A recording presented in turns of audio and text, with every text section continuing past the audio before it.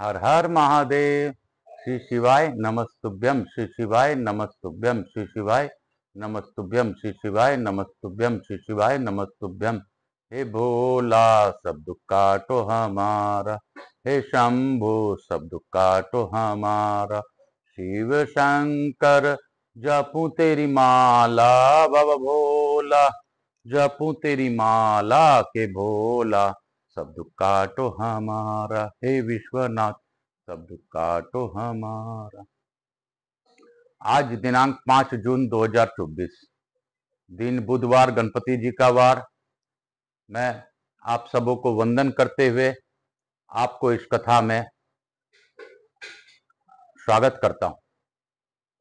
मैं आप सबों को प्रार्थना पूर्वक और धन्यवाद पूर्वक यह भी बात कहूंगा कि आप जिन्होंने भी इस मोदी सरकार को अपना मत देकर जिताने में का कार्य किया है, उसको बहुत बहुत धन्यवाद। और जिन्होंने धर्म के लिए अपना लाठी उठाई है, उसको बहुत बहुत धन्यवाद। लेकिन कुछ लोगों ने अपने धर्म को भुला दिया और धर्म आचरण से हटकर जिस प्रकार मत दिया, उनको भी धन्यवाद। क्योंकि इस दुनिया में सभी प्रकार के लोग वास करते हैं, इसीलिए महादेव सबको समभाव से ही देखते हैं। लेकिन जरूर कहीं ना कहीं किसी बात की त्रुटि रही होगी, जिसके कारण आप सभी नाराज भी हैं। नाराज रहना स्वाभाविक है, क्योंकि नाराज वही होता है जो परिवार का सदस्य हो। काल हर दुख हर दारी धर कष्ट हर, हर हर महादेव, हर हर महादेव। मैं प्रथम पूज्य देव गणपति गणेश जी महाराज का आह्वान करता हूं तथा उनसे निवेदन करता हूं, इस कथा में पधार कर आवाहित समस्त देवी देवताओं को आने का मार्ग दो। मैं स्कंद देव कार्तिकेय कुमार जी को भी निवेदन पूर्वक अनुरोध करता हूं कि आप इस कथा स्थल में पधारें और इस कथा का श्रवण कर सबको भाव पूर्वक आशीर्वाद प्रदान करें। मैं अपने भोलेनाथ मैया पार्वती से भी अनुरोध करता हूं कि आप इस कथा स्थल पर पधार कर गौर बिंदोरा के भाव में इस गौर बिंदोरा का आशीष ग्रहण करें। यहाँ के स्थान देवता, वास्तु देवता, ग्राम देवता, क्षेत्रपाल देवता, समस्त देवी देवताओं को मनन करते हुए उनसे प्रार्थना करता हूं कि आप इस कथा स्थल पर पधार कर इस कथा का श्रवण कर हम सभी लोगों को आशीर्वाद प्रदान करें। मैं अपनी कुलदेवी केशर सती माता तथा समस्त श्रोताओं के कुल देवता कुलदेवी को भी आह्वान करता हूं, उनसे प्रार्थना करता हूं इस कथा स्थल पर पधार कर सभी को अपना आशीर्वाद प्रदान करें। मैं हनुमान जी महाराज और विशेष रूप से रामचंद्र जी महाराज को भी अनुरोध करता हूं कि आप सब परिवार पधार कर इस कथा स्थल में और इस कथा का श्रवण कर सभी को आशीर्वाद प्रदान करें। मैं ब्रह्मा, विष्णु, महेश, इंद्र इत्यादि समस्त देवी देवताओं को धन्यवाद देता हूं कि आप सभी इस कथा स्थल पर पधार कर इस कथा का श्रवण कर रहे हैं। मैं आकाश राजगरिया बंसल गोत्र उत्पन्नो हम, उमा शंकर नारायणी देवी कांता राजगरिया का पुत्र, महामंडलेश्वर चतुर्थ संप्रदाय के अध्यक्ष सांवरिया बाबा मेरे गुरु, मैं उनकी आज्ञा लेकर आज की कथा प्रारंभ करूंगा। आज स्कंद पुराण के आगे की कथा पढ़ने के पूर्व मैं स्कंद देव अपने भोलेनाथ से प्रार्थना करता हूं कि आप सभी लोगों का कष्ट दूर कीजिए बाबा, सभी प्रकार के लोगों को शांति प्रदान कीजिए। जो भी जिस भी भाव से इस कथा का श्रवण करें, उनको उस भाव को प्रदान कर दीजिए। हे बाबा, आप तो सच में तारनहार हैं, सभी को तारते हैं, सभी का कष्ट दूर करते हैं। मैं आपसे यही प्रार्थना करूंगा कि इस कथा को ऑनलाइन श्रवण करने वालों पर अपनी विशेष कृपा बनाए रखिए। सभी लोगों को अपनी अखंड कृपा देते हुए मुझसे जुड़े मेरे बंधु बांधव, हित नातेदार, व्यवसायीगण सब पर अपनी अखंड कृपा बनाए रखें। हे बाबा, मुझसे कोई भूल हो रही हो तो बच्चा समझकर माफ कर दीजिएगा। मैं तो सच में एक कठपुतली मात्र हूं, बाकी जो भी करना है आप ही कहते हैं। हर हर महादेव। काल हर दुख हर दारी धर कष्ट हर, हर हर महादेव। शंभो शंभो, हर हर महादेव। आज मैं थोड़ी सी चर्चा करते हुए स्कंद पुराण की ओर बढ़ूंगा। शिव महापुराण, स्कंद पुराण, लिंग पुराण, वराह पुराण इत्यादि 18 पुराणे हैं, गरुड़ पुराण। तो सभी पुराणों का उद्देश्य क्या है?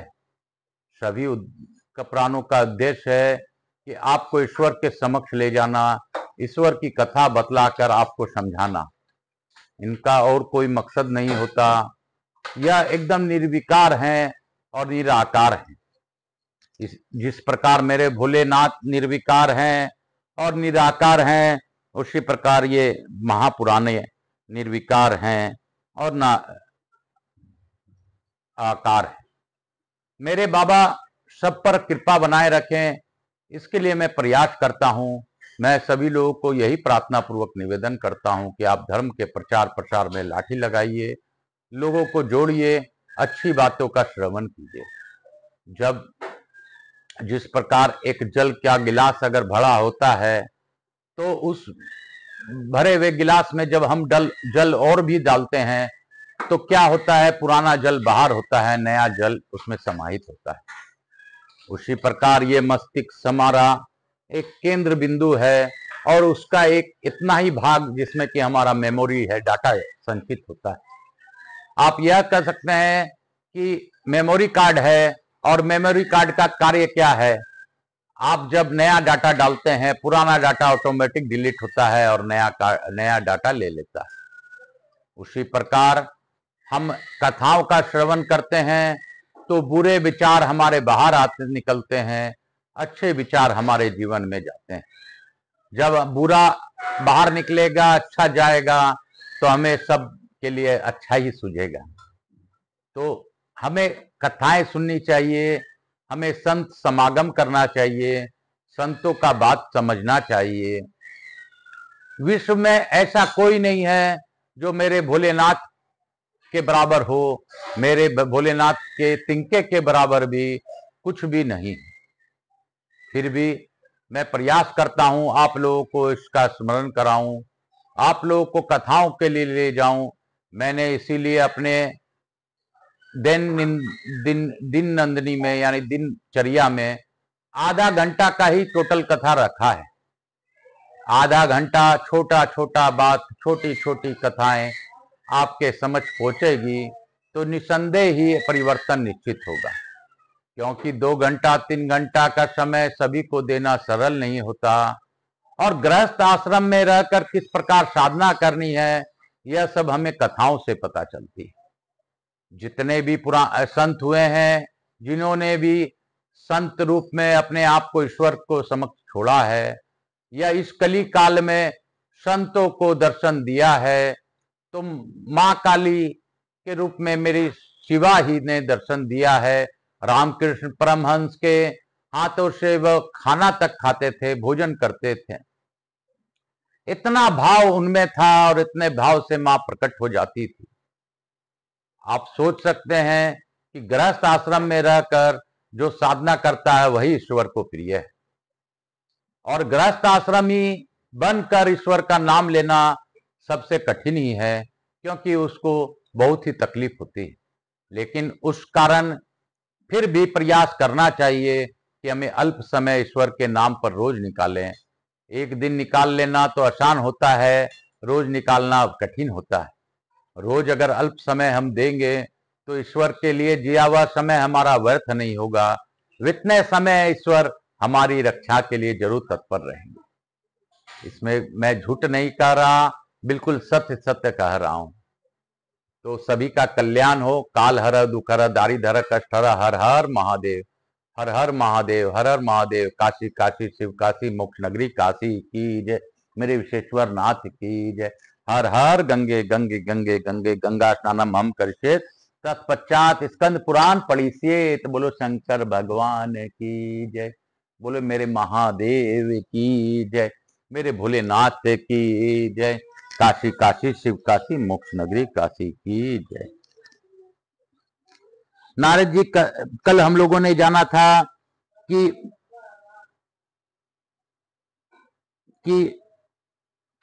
कल कुमारिका खंड में हम लोगों ने जाना था किस प्रकार लोमस ऋषि ने रहस्य की बात बताई थी, और कहा था भगवान शंकर की आराधना ही संसारों के मनुष्य का प्रधान कर्तव्य है।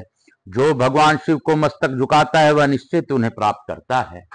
इतनी सरल बात लोमश ऋषि जी ने कल बताई थी। आज हम लोग आगे की ओर जाएंगे। नारद जी कहते हैं, मुनिवर, लोमश के ये वचन सुनकर राजा इंद्रदुम्न ने कहा, अब मैं आपके छोड़कर दूसरे किसी के पास नहीं जाऊंगा। यही आपसे अनुग्रहित होकर अब मैं शिवलिंग का आराधन करूंगा, जो कि मनुष्यों को सब प्रकार के सिद्धि प्रदान करने वाला है। वक, गंध, कच्छप और उल्लुक ने भी वैसा ही विचार प्रकट किया। मुनीश्वर लोमश बड़े शरणागत वत्सल थे। उन सब लोगों पर दया करके उन्होंने शिव दीक्षा की विधि से उन्हें लिंग पूजन का उपदेश किया। सच है, साधु पुरुषों का समागम तीर्थ से भी बढ़कर है। उसका परिपक्व फल तत्काल प्राप्त होता है तथा वह दुरंत पापों का भी नाश करने वाला है। साधु सभा सत्संग रूपी सूर्य का उदय कोई अद्भुत और अनिवर्चनीय प्रभाव रखता है, क्योंकि वह अंतकरण में व्याप्त हुए अज्ञान अंधकार का अत्यंत विनाश करने वाला है। साधु समागम से प्रकट हुए आनंदमय अमृत रस की सभी लहरें श्रेष्ठ हैं तथा वे सुधा, माधवी, शकरा और मधु के समान मीठा एवं 6 रसों से युक्त है। तदंतर मार्कंडेय मुनि और राजा इंद्रदुम्न आदि 6 मित्रों ने साधु संग पाकर शिव शास्त्र के अनुसार क्रिया योग, तप, स्वाध्याय और ईश्वर का ध्यान आरंभ किया। एक समय उनके तपस्या काल में ही लोमश मुनि का दर्शन करने के लिए उत्सुक हो तीर्थ यात्रा के प्रसंग से मैं वहां गया, क्योंकि तीर्थ यात्रा के प्रसंग से महापुरुषों के दर्शन के लिए जाना ही यात्रा का प्रधान उद्देश्य है। जिस भूभाग में संत महात्मा निवास करते हैं वही तीर्थ कहलाता है। अर्जुन, पूजा और आतिथ्य सत्कार होने के पश्चात जब मैं भली भांति विश्राम कर चुका, तब उन नाड़ी जंग आदि भक्तों ने प्रणाम करके मुझसे पूछा, ब्राह्मण, मोक्ष साधन के लिए कौन सा स्थान है, बतलाने की कृपा करें। उनके ऐसा पूछने पर मैंने कहा, तुम लोग महासंवर्त सरवर्त से यह बात पूछो, वे तुम्हें सब तीर्थों के फल की प्राप्ति कराने वाला तीर्थ स्थान का पता बताएंगे। वे बोले, योगी सरवत जी कहाँ तपस्या करते हैं, यदि जानते हो तो बताइए। तब मैंने कहा, सरवत मुनि काशी में रहते हैं। उन्होंने गुप्त वेश धारण कर रखा है। वे नंगे रहते हैं और भिक्षान भोजन करते हैं। दिन के दूसरे पहर को पिछली घड़ी और तीसरी पहर को पहली घड़ी की कुतुब काल कहते हैं। उसके बाद ही वे निकलते हैं और हाथ में ही भिक्षा लेकर उसे भोजन करते हैं। उनके पास किसी प्रकार की वस्तु भी संग्रह नहीं है। वे प्रणव वाच्य पर ब्रह्म परमेश्वर का ध्यान करते रहते हैं। सायकाल वन में रहते हैं, किंतु कोई भी मनुष्य उन योगीश्वर सरवत जी को पहचान नहीं पाता। न पहचानने का एक कारण भी है, उन्हीं के जैसे वेश और चिन्ह धारण करने वाले दूसरे लोग भी वहां रहते हैं। मैं एक ऐसा लक्षण बतलाता हूं जिससे तुम लोग सरवत जी को पहचान लोगे। रात को उस चौड़ी सड़क पर जो नगर के मध्य से होकर निकलती है, तुम लोग एक मुर्दा लाकर जमीन पर इस ढंग से रखना जिससे दूसरों को उसका पता न चले, और स्वयं उससे थोड़ी ही दूर पर खड़े रहना। जो कोई भी उस भूमि के निकट तक आकर सहसा लौट पड़े वही सरवर्त है। ये मुर्दा का शल्य समझकर उसे लांग कर नहीं जाते। यह एक संशय रहित पहचान है।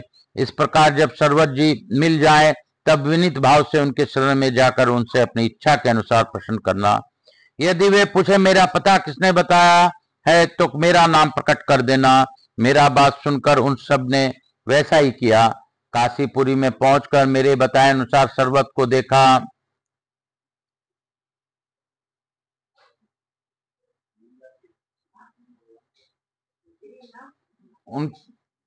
उनके रखे हुए शव को देखकर सरवत जी भूख से व्याकुल होने पर भी सहसा लौट पड़े। तब वे उन्हें पहचान कर सिद्धतापूर्वक उनके पीछे गए। सड़क पर चलते हुए सरवत को पुकार कर कहते जाते थे, ब्राह्मण, क्षण भर के लिए खड़े हो तो हो जाइए, परंतु वे उन्हें फटकारते हुए चले जाते थे। साथ ही यह भी कहते जाते थे, अरे तुम सब लोग भाग लौट जाओ। भागते भागते जब वे बहुत दूर चले गए तब एक स्थान पर रुककर पूछा, किसने तुम्हें मेरा पता बताया है? शीघ्र बताओ। तब उन्होंने कांपते हुए उत्तर दिया, नारद जी ने बताया है। तब सर्वत ने पुनः मार्कंडेय आदि से कहा, मेरे रास्ते का शल्य हटा दो, मैं भूखा हूं, पुनः पुरी के भिक्षा के लिए जाऊंगा। तुम्हारा प्रश्न क्या है उसे भी कहो। वे बोले, महामुने, हम आपके शरण में आए हैं, कृपया हमें ऐसा कोई उपाय बतावे जिससे हम लोग आपके अनुग्रह से मोक्ष प्राप्त कर लें। जिस तीर्थ में जाकर मनुष्य सब तीर्थों का फल प्राप्त कर लेता है, उसका नाम बताइए जिसमें हम सब लोग जाकर वहीं रहें। सर्वत ने कहा, स्वामी कार्तिकेय तथा 9 दुर्गाओं को नमस्कार करके मैं तुम लोगों को सर्वोत्तम तीर्थ का परिचय देता हूँ। उस तीर्थ का नाम है महिसागर संगम। ये परम बुद्धिमान नृपश्रेष्ठ इंद्रदुम्न जब यहाँ यज्ञ करते थे तब उनके द्वारा यह पृथ्वी 2 अंगुल ऊंची कर दी गई थी। उस समय जैसे गिल्ले काट के तपने पर उससे पानी चूता है, उसी प्रकार यज्ञ अग्नि द्वारा तपती हुई पृथ्वी से जल के स्रोत टपकने लगा। उस जल राशि को समस्त देवताओं ने नमस्कार किया। वही मही नामक नदी है। पृथ्वी पर जो कोई भी तीर्थ है उन सब के जल से उत्पन्न सार रूप मही नदी का जल माना गया है। मालवा नामक देश से मही नदी उत्पन्न हुई है और दक्षिण समुद्र में जाकर मिली है। उसके दोनों तट परम पुण्यमय तीर्थ है, वह सबके लिए कल्याणमयी है। पहले तो महानदी मही स्वयं ही सर्व तीर्थमयी है, फिर जहां सरिताओं के स्वामी समुद्र से उसका संगम हुआ है, उस तीर्थ को विषय में कहना ही क्या है। काशी, कुरुक्षेत्र, गंगा, नर्मदा, सरस्वती, तापी, पयोष्णी, निर्वद्या, चंद्रभागा, इरावती, कावेरी, सरयू, गंडकी, नैमिषारण्य, गया, गोदावरी, अरुणा, वरुणा तथा अन्य जो 26,600 नदियां इस पृथ्वी पर विद्यमान है, उन सब के सार तत्व से मही नदी का जल प्रकट हुआ बताया गया है। पृथ्वी के सब तीर्थों में स्नान करने से जो फल मिलता है वही महिसागर संगम से भी प्राप्त होता है, ऐसा कहा गया है। स्वामी कार्तिकेय का भी इस विषय में ऐसा ही वचन है। यदि तुम लोग किसी एक स्थान में सब तीर्थ का संयोग चाहते हो तो परम पुण्यमय महिसागर संगम तीर्थ में जाओ। मैंने भी पहले बहुत वर्षों तक वहां निवास किया है। यहाँ नारद जी के अभय से आकर रहता हूँ। महिसागर संगम में नारद जी मेरे पास ही रहते थे। इधर की बातें उधर लगा देने का गुण उनमें विशेष रूप से है। इन दिनों राजा मरुत मुझे ढूंढने का प्रयास करते हैं। नारद जी उन्हें मेरा पता अवश्य बता देंगे। यही भय था। यहाँ तो बहुत से दिगंबर साधुओं के बीच उन्हीं के समान बनकर मैं भी रहता हूँ। मरुत से अधिक भयभीत होने के कारण मैं यहाँ गुप्त रूप से निवास करता हूँ। मुझे संदेह है नारद पुनः मेरा यह रहना मरुत को बता देंगे, क्योंकि उनकी प्राय ऐसी चेष्टा देखी जाती है। तुम लोग कभी किसी के यह सब न कहना। राजा मरुत यज्ञ की सिद्धि के लिए चेष्टा कर रहे हैं। कुछ कारणवश देवताओं के आचार्य मेरे पिता उनको त्याग दिया है, अतः इस यज्ञ का ऋत्विक बनाने के लिए उन्होंने मुझे गुरुपुत्र को ही मनोनीत किया है। परंतु अविद्या के अंतर्गत होने वाले हिंसात्मक यज्ञों से मेरा कोई प्रयोजन नहीं है। इसलिए राजा इंद्रदुम्न के साथ तुम लोग सिद्धता पूर्वक महिसागर संगम तीर्थ में जाओ। वहां के 5 तीर्थों का सेवन करते हुए तुम लोग निश्चय ही मोक्ष प्राप्त लोगे। ऐसा कहकर सर्वत जी अपने अभीष्ट स्थान को चले गए और इंद्रदुम्न आदि वे सब लोग वृत्त यज्ञ मुनि के पास पहुंचकर वहां महिसागर संगम माइक चल रहा है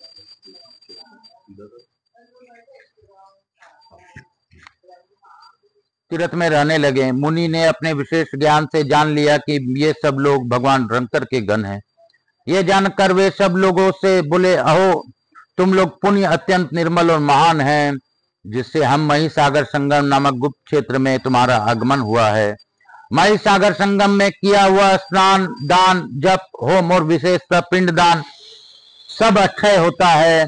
पूर्णिमा और अमावस्या को यहाँ किया हुआ स्नान, दान और तप आदि सब कर्म अक्षय फल देने वाला होता है। देवऋषि नारद ने पूर्व काल में जब यहाँ स्थान निर्माण किया था, उस समय ग्रहों ने आकर वरदान दिया था। शनिदेव ने जो वरदान दिया वह इस प्रकार है। जिस समय शनिवार के साथ अमावस्या हो उस दिन यहाँ स्नान दान पूर्वक श्राद्ध करे। यदि श्रावण मास के शनिवार को अमावस्या तिथि हो और उसी दिन सूर्य की संक्रांति तथा वैतिपात योग भी हो तो यह पुष्कर नामक पर्व होता है। इसका महत्व और सूर्य ग्रहणों से भी अधिक है। उक्त सब योगों का संबंध यदि किसी प्रकार उपलब्ध हो जाए तो उस दिन लोहे की शनि मूर्ति का और सोने की सूर्य मूर्ति का महिसागर संगम में विधि पूर्वक पूजन करना चाहिए। शनि के मंत्रों से शनि का और सूर्य संबंधी मंत्रों से सूर्य का ध्यान करके सब पापों का शांति के लिए भगवान सूर्य को अर्घ्य देना चाहिए। उस समय वहां का स्नान प्रयाग से भी अधिक है, दान कुरुक्षेत्र से भी बढ़कर है, महान पुण्य राशि सहायक है। वो तभी यह सब योग प्राप्त होता है। वहां किए हुए श्राद्ध से पितरों को स्वर्ग में अक्षय तृप्ति प्राप्त होती है। जैसे परम पवित्र गया शीर पितरों के लिए परम तृप्तिदायक है, इसी प्रकार उससे भी अधिक पुण्य देने वाला महिसागर संगम है। अग्निश्चते योनि रीडा च देहो रेतो विष्णोर्मृतस्य नाभिया। अर्थात हे मही नदी, अग्नि तुम्हारी योनि, उत्पत्ति स्थान और पृथ्वी तुम्हारी देह है। तुम यज्ञ स्वरूप विष्णु के वीर से उत्पन्न हुई हो और अमृत का केंद्र स्थान हो। इस सत्य वाक्य का श्रद्धा पूर्वक उच्चारण करते हुए महिसागर संगम तीर्थ में स्नान करना चाहिए, जो सब तीर्थ नदियों में प्रधान और पवित्र सागर है तथा प्रचुर जलवाती समस्त तीर्थ स्वरूपा जो मही नदी है। इन दोनों का मैं अर्घ्य देता हूँ, प्रणाम करता हूँ और इनकी स्तुति भी करता हूँ। ताम्रा रस्या पयोवाहा प्रीति प्रदा शुभा शस्यमाला शस्य श्यामला मही सिंधु दात्री पितृस्तुता इंद्रदुम्न कन्या क्षिति जन्मा इरावती महीपर्णा महिषिंगा गंगा पश्चिम वाहिनी नदी तथा राज नदी। इन 18 नामों को माला का स्नान काल और श्राद्ध काल में पुण्य मनुष्य सर्वत पाठ करे। ये सब नाम महाराज पृथु के कहे हुए हैं। इनका पाठ करने वाला मनुष्य यज्ञ मूर्ति भगवान विष्णु को पद को प्राप्त होता है। तदंतर निम्नांकित मंत्र पढ़कर मही नदी को अर्घ्य देना चाहिए। मही दोहे महानंद स्नो दोहे विश्व मोहिनी जाता ही सरिताम रागी पापम हर मही द्रेवे। हे देवी, तो इस पृथ्वी की दुग्ध है, परमानंद की राशि है, संपूर्ण विश्व को मोहने वाली है तथा समस्त सरिताओं के मही रानी के रूप में प्रकट हुई है। मही द्रव्य तू मेरे पाप हर ले। इस महिसागर संगम तीर्थ में स्नान जप और तपस्या करके पुण्य कर्म के प्रभाव से बहुत लोग रुद्र लोक में चले गए हैं। विशेषतः सोमवार को उत्तम भक्ति पूर्वक यहाँ स्नान करके जो 5 तीर्थों का यात्रा करता है वह 5 महापातकों से मुक्त हो जाता है। इस प्रकार इस तीर्थ का बहुविधि उत्तम महात्म्य बताकर वृत्त यज्ञ ने उन सबको शिवागम में बताए अनुसार शिवाराधन को विधि बतलाई तथा पूजा योग का उपदेश देकर शिव भक्ति के उद्रेक से पुण्य हो। उन इंद्रदुम्न आदि भक्तों से पुनः इस प्रकार कहा, शिव जी के व्रत का वर्णन करने वाले उपास को शिव जी से बढ़कर दूसरा कोई देवता नहीं है। यह श्रद्धा सत्य है। जो भगवान शंकर को छोड़कर अन्य किसी भी वस्तु को उपासना करता है वह हाथ में रखे हुए अमृत को त्याग कर मृग तृष्णा की ओर दौड़ रहा है। यह संपूर्ण जगत शिव शक्ति स्वरूप है। यह बात प्रत्यक्ष देखी जाती है क्योंकि कुछ प्राणी पुल्लिंग के चिन्हों से युक्त हैं और कुछ स्त्रीलिंग के चिन्हों से युक्त हैं। जो पुरुष चिन्ह से युक्त हैं वे शिव स्वरूप हैं तथा जिनमें स्त्रीलिंग सूचक चिन्ह है वे शक्ति स्वरूप हैं। भगवान रुद्र का उत्तम महात्म्य सत्य रुद्र यह के नाम से प्रसिद्ध है। तुम लोग यदि अपने पाप धोना चाहते हो तो उसका निम्न अनुसार श्रवण करो। वह इस प्रकार है, ब्रह्मा जी भगवान शिव के स्वर्णमय लिंग की आराधना करके उसका जगत प्रधान नाम का जाप करते हुए अपने पद पर विराजमान हैं। श्री कृष्ण ने स्थल भाग में काले भाग पत्थर का शिवलिंग स्थापित करके उर्जित है नाम से उसका आराधना की है। सनकादि महर्षियों ने अपने हृदय रूपी लिंग का जगत गति नाम से पूजन करके अपना अभीष्ट साधन किया है। सप्तऋषियों ने दुर्भाकुरमय लिंग का विश्व योनि के नाम से पूजन किया है। देव ऋषि नारद आकाश में ही शिवलिंग की भावना करके उसे जगद्विज नाम देकर उसका आराधना करते हैं। देवराज इंद्र व्रजमय लिंग की विश्वात्मा नाम से पूजा करते हैं। सूर्यदेव ताम्रमय लिंग की पूजा और उसका विश्व श्रृंग नाम से जप करते हैं। चंद्रमा मुक्तामय लिंग की उपासना और उसकी जगतपति नाम का जप करते रहते हैं। अग्निदेव इंद्र नीलमणि के शिवलिंग की पूजा करते हुए उसके विशेश्वर नाम का जप करते रहे हैं। बृहस्पति को पुखराज नमनी के शिवलिंग की आराधना और उसके विश्व योनि नाम का जप किया करते हैं। शुक्राचार्य विश्वकर्मा नाम से प्रसिद्ध पद्मराग मणिमय शिवलिंग की उपासना करते हैं। धनाध्यक्ष कुबेर स्वर्णमय लिंग को पूजा और उसके स्वर नाम का जप करते हैं। विश्व देवगण जगतपति नाम के प्रसिद्ध रजतमय शिवलिंग की पूजा करते हैं। यमराज पित्तल के शिवलिंग की पूजा और उसकी शंभु नाम से उपासना करते हैं। वसुगण कांसे के शिवलिंग की आराधना और उसके स्वयंभू नाम का जप करते हैं। मरुदगण त्रिविध लोहमय लिंग की पूजा और उमेश या भूतेश नाम का जप करते हैं। राक्षस लोहमय लिंग की उपासना और भूत भव्य भवोदन नाम जप करते हैं। ग्रह करण शीशे के शिवलिंग की पूजा और योग नाम का जप करते हैं। जेगिष्व्य मुनि ब्रह्मरंध्र में शिवलिंग की उपासना और योगेश्वर नाम का जप करते हैं। राजा निमि सबके युगल नेत्रों में ही शिवलिंग की भावना करके उसके आराधना करते और सर्व नाम जपते रहते हैं। धनवंती सर्वलोकेश्वर नाम से प्रसिद्ध गोमयी लिंग की उपासना करते हैं। गंधर्वगण लकड़ी के शिवलिंग की पूजा और उसके सर्वश्रेष्ठ नाम का जप करते हैं। श्री रामचंद्र जी जयेश नाम का जप करते हैं। वे वेंद्रुमय शिवलिंग की पूजा करते हैं। बानासुर मरकत मणि शिवलिंग की पूजा और वशिष्ठ नाम की पूजा करते हैं। वरुण जी परमेश्वर नाम से प्रसिद्ध सप्तिक मणि शिवलिंग की पूजा करते हैं।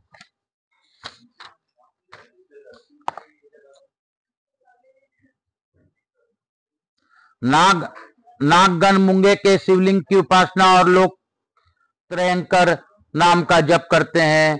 सरस्वती देवी शुद्ध मुक्तामय शिवलिंग की पूजती और लोक त्रयाश्रित नाम का जप करती है।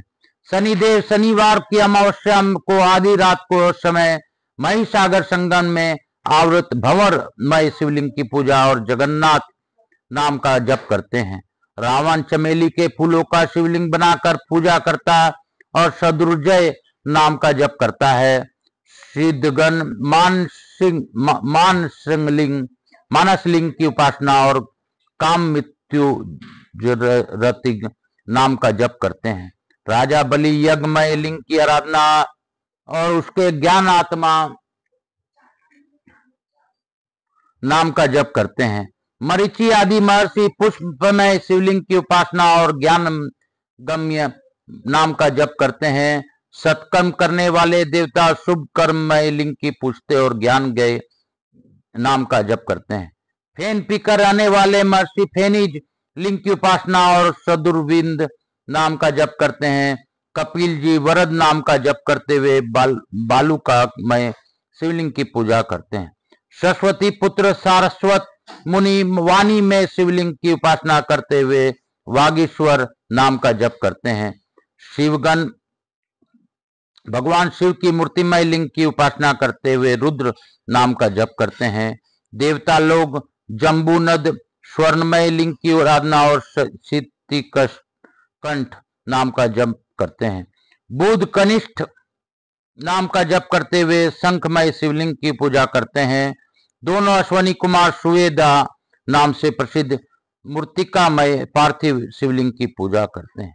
गणेश जी आटे का शिवलिंग बनाकर कपदी नाम से उसकी उपासना करते हैं। मंगल मक्खन के शिवलिंग की कराल नाम से उपासना करते हैं। गरुड़ जी ओदनमय शिवलिंग की हरियक्ष नाम से उपासना करते हैं।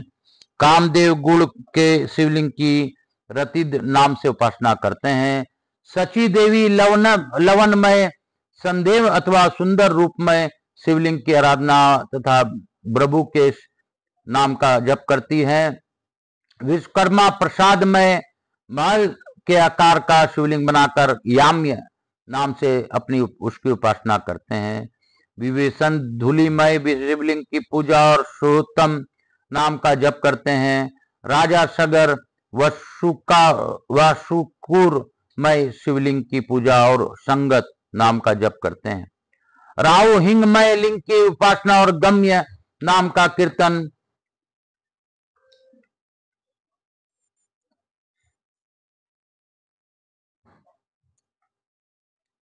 कीर्तन करते हैं। लक्ष्मी देवी लेप्य लिंग का पूजन तथा हरिनेत्र नाम का जप करती है। योगी पुरुष सर्वभूतस्थ लिंग की उपासना और स्थानु नाम का जप करते हैं। मनुष्य नानाविध लिंग का पूजन और पुरुष नाम का जप करते हैं।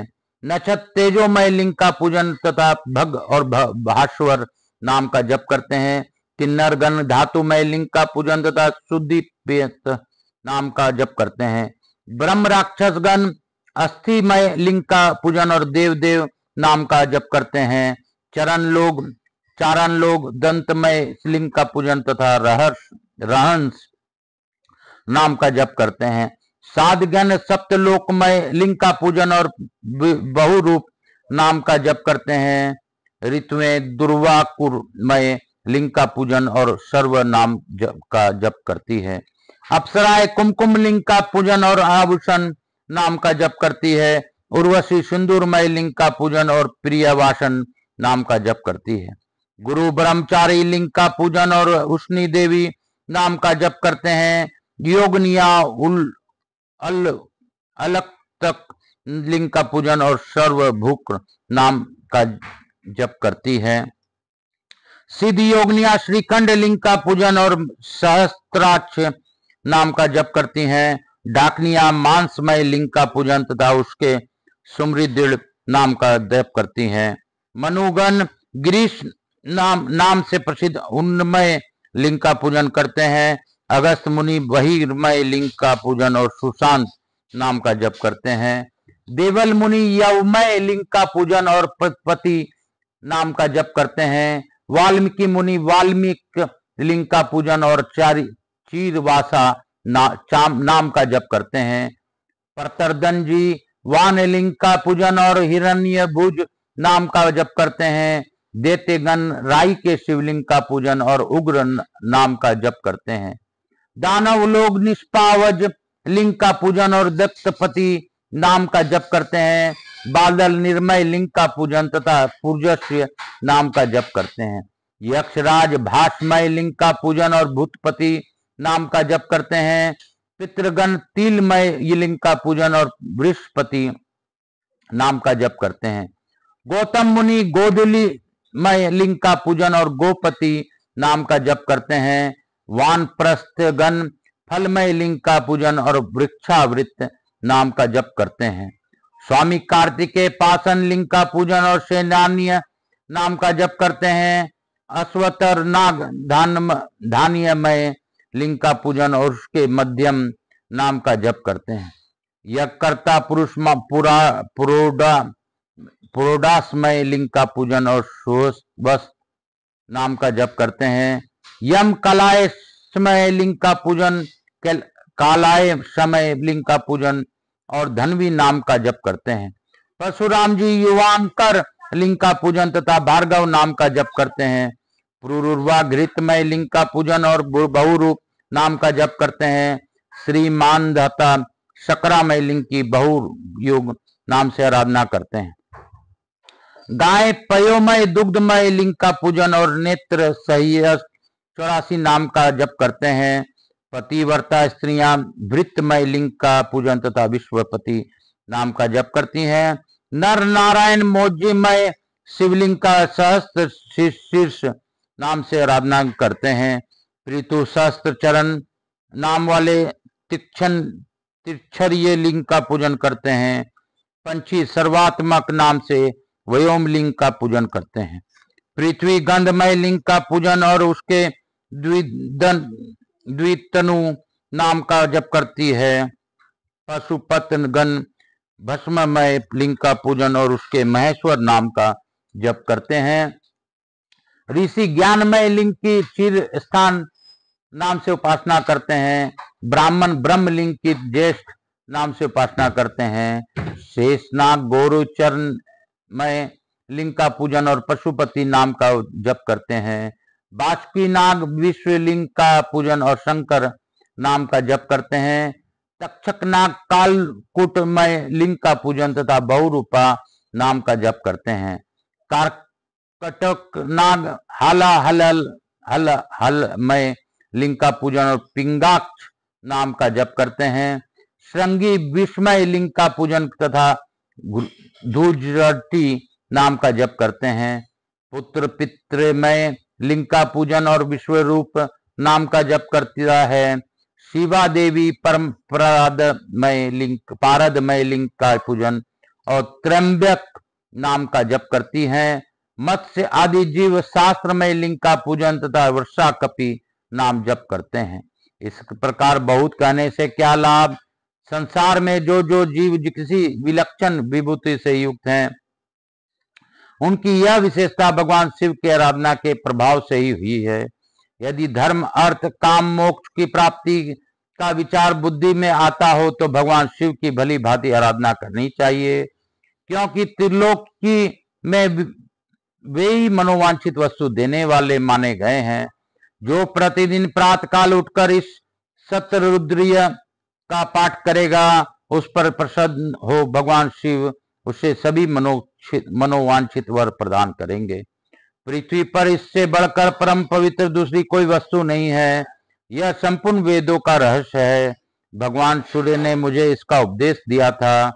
शतरुद्रीय का पाठ करने पर मन वाणी और क्रिया द्वारा आचरित समस्त पापों का नाश हो जाता है। जो शतरुद्रीय का जप करता है वह रोगातुर हो तो रोग से छूट जाता है, कारागार में बंधा हुआ हो तो बंधन से छुटकारा पा जाता है और भयभीत हो तो भय से मुक्त हो जाता है। इन 100 नामों का उच्चारण करके जो विद्वान उतने ही फूलों द्वारा भगवान शिव की पूजा करता है और 100 बार उन्हें प्रणाम करता है, वह सब पातकों से मुक्त हो जाता है। ये 100 लिंग, 100 उनके उपासक और 100 इनके लिंगों के नाम, ये सभी संपूर्ण दोषों का नाश करने वाले माने गए हैं। विशेषतः इस महित तीर्थ के इन 5 लिंग के समक्ष जो इस शतरुद्रीय का पाठ करेगा, वह पंच विषय जनित दोषों में मुक्त हो जाएगा। नारद जी कहते, अर्जुन, इस गुप्त क्षेत्र में शंकर जी के राधन का महात्म्य सुनकर वे इंद्रदुम्न आदि भक्त बहुत प्रसन्न हुए और पंचलिंगों के आराधना करते हुए भगवान शिव के ध्यान में तत्पर रहने लगे। तदंतर बहुत समय बीत जाने पर उनकी विशेष भक्तियों से प्रसन्न हो भगवान शंकर ने उन्हें प्रत्यक्ष दर्शन दिया और इस प्रकार कहा, हे वकुल्लुक, गृध, कच्छप और राजा इंद्रदुम्न, तुम लोग मेरे सारूप्य मुक्ति को प्राप्त होकर मेरे ही लोक में निवास करोगे। लोमस और मार्कंडेय मुनि जीवन मुक्त होंगे। भगवान शिव के ऐसा कहने पर राजा इंद्रदुम्न ने महाकाल से पूर्व की और इंद्रदुम्नेश्वर नामक शिवलिंग की स्थापना की। इस तीर्थ के गुणों को जानकर राजा वहां चिरस्थायी कृति करने की इच्छा से परम सुंदर अविचल शिवलिंग की स्थापना की। फिर शिव जी ने कहा, जो इस इंद्रदुम्नेश्वर लिंग की पूजा करेगा वह मेरे गण होगा और मेरे ही लोक में निवास करेगा। ऐसा कहकर भगवान चंद्रशेखर उन 5 के साथ रुद्रलोक को चले गए और वे के सब पुनः शिव जी के गण हो गए। राजा इंद्रदुम्न ऐसे प्रभावशाली थे जिन्होंने यज्ञ करते हुए इस मही नदी को प्रकट किया था। इस प्रकार यह मही सागर संगम अत्यंत पुण्यदायक तीर्थ हुआ। कुंती नंदन, इस तीर्थ का महात्म्य तुम्हें संक्षेप में बतलाया है। जो मनुष्य यहाँ संगम में स्नान करके इंद्र दुम्नेश्वर का पूजन करता है, उसका निवास इस धाम में होता है, जहाँ पार्वती वल्लभ भगवान महेश्वर विराजमान है। यह लिंग सब प्रकार के बंधनों का नाशक तथा गणाधीश का पद प्रदान करने वाला है, क्योंकि राजा ने सब प्रकार के बंधनों को त्याग करके ही इस लिंग की स्थापना किया था। अर्जुन, इस प्रकार इस उत्तम संगम का पुण्यदायक मातम तुमसे कहा है तथा इंद्र दुम्नेश्वर की भी पुण्योत्पादक महिमा का वर्णन किया है। जो इसका पाठ करेगा उसका महान पुण्य प्राप्त होगा। बोलो शंकर भगवान की जय, बोलो काशी विश्वनाथ की जय, काशी काशी शिव काशी, मोक्ष नगरी काशी की जय, मोक्ष नगरी काशी की जय। मैं गुरु आज्ञा लेकर आज की कथा को यहीं पे विराम दूंगा और आप सबों से वंदन करते हुए अनुरोध करूंगा, आकाश राजगरे यूट्यूब चैनल को ज्यादा से ज्यादा सब्सक्राइब कीजिए। मेरे साथ धर्म के प्रचार प्रसार में लाठी लगाइए। ईश्वर आपकी पर कृपा अवश्य करेंगे। हे बाबा, जो भी इस ऑनलाइन कथा को श्रवण करे, जो भी इस कथा को सुने, उस पर अपनी अखंड कृपा बनाए रखिए। हे महादेव, मैं आपसे यही प्रार्थना करूंगा और यही बात मैं फिर से दोहराऊंगा कि आपके कष्टों को तारण भगवान तब करेंगे जब आप एक ईश्वर के लिए अपना लाठी लगाएंगे, यानी ईश्वर का कार्य करेंगे। ईश्वर के साथ मिलकर एक कदम तो आप बढ़ाइए, बाकी तो ईश्वर आपको संभाल ही लेंगे। काल हर दुख हर दारी धर कष्ट हर, हर हर महादेव शंभु शंभु। कपूर गौरम करुणावतारम संसार सारम भुजगेंद्रहारम सदा वसंतम हृदयारविंदे भवम भवानी सहितम नमामि। श्री राम जय राम जय जय राम। यहाँ के स्थान देवता, वास्तु देवता, ग्राम देवता, क्षेत्रपाल देवता, समस्त देवी देवताभ्यो नमो नमः। समस्त देवी देवताभ्यो नमः। मातृ देवी भव पितृ देवो सब पितृ देवताभ्याम नमो नमः। समस्त देवी देवताभ्यो नमो नमः। स्कंद पुराणाय नमो नमः। स्कंद पुराणाय नमो नमः। भक्त वत्सलाय नमो नमः। श्री शिवाय नमस्तुभ्यम। हर हर महादेव, हर हर महादेव। काल हर दुख हर दारी धर कष्ट हर हर महादेव, हर हर शंभु शंभु। यहाँ के स्थान देवता, वास्तु देवता, ग्राम देवता, क्षेत्रपाल देवता, समस्त देवी देवताभ्यो नमो नमः। मातृ देवी व पितृदेव व सब पितृ देवताभ्याम नमो नमः। हर हर महादेव। काल हर दुख हर दारी धर कष्ट हर हर महादेव, शंभु शंभु। मैं प्रथम पूज्य देव गणपति गणेश जी महाराज को से अनुरोध करता हूं कि लक्ष्मी जी महारानी रिद्धि सिद्धि शुभ लाभ कुबेर जी महाराज के साथ हमारे यहाँ निवास कर सब पर अपनी कृपा बनाए रखें। आवाज समस्त देवी देवताओं से अनुरोध करता हूं कि आप हम सभी लोगों पर को आशीर्वाद प्रदान कर अपने स्थान को गमन करें, पुनः बुलाने पर पधार कर हमें आशीर्वाद दें। मैं यहाँ के समस्त देवी देवताओं और बाबा भोलेनाथ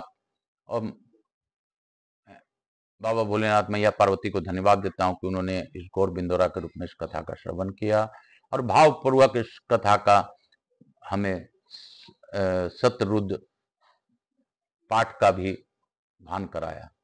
किस प्रकार मही संगम में स्नान का फल बताया, यह सब आप ही की कृपा से हो सकता है महादेव। हम तो निमित्त मात्र हैं, हम तो कुछ नहीं जानते। मैं बाबा भोलेनाथ से प्रार्थना करता हूं कि आप जो भी इस कथा को ऑनलाइन श्रवण करें उनके कष्टों का तारण कर दें और आप मुझ पर जो भी चाहें वैसा कर लें। आपकी इच्छा पर ही मेरा सब कुछ निर्भर है। मेरे कष्टों को मैं क्या बताऊं। हर हर महादेव। काल हर दुख हर दारी धर कष्ट हर हर महादेव, शंभो शंभो। हर हर महादेव, हर हर महादेव, घर घर महादेव, हर हर महादेव, घर घर महादेव, शंभो शंभो।